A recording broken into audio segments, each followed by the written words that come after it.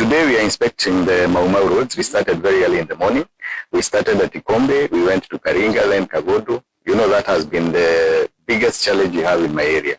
Then we went to Kenyona all the way to the Mairi bridge, where it's broken and people are using a temporary wooden bridge that cannot even pass, any car cannot pass through there.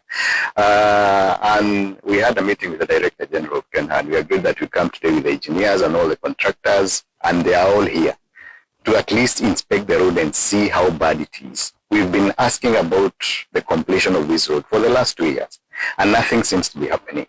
Now, we know in the budget we got 1 billion shillings, and we are saying once that money is paid, but it's specifically for lot 2, it's given to the contractor, he must give us a plan, and we agree that the road must be passable all the way, because that is money enough that can be able to maintain the road, at least make it sustainable, and have people moving from one place to another. Because we have places that are islands as we speak.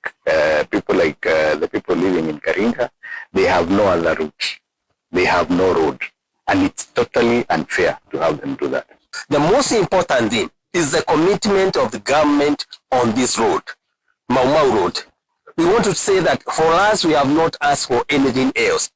We have just been calling upon the government, first of all, work on Mau Mau. Then we will give you the other priorities. Therefore, that the president is in China, I can hear their priorities that the government has put. Maybe Mau Mau is one of the priorities only that has not been mentioned.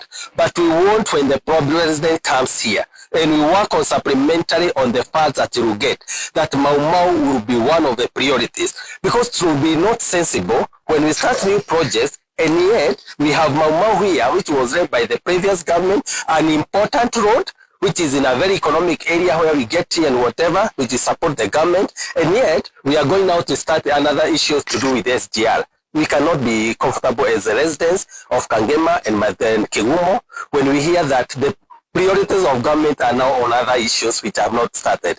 Our priority as Kangema MP and Kangema residents is on Mau Mau. And I know that's what is it in Kegumo. First of all, they finish on this project because these roads were well maintained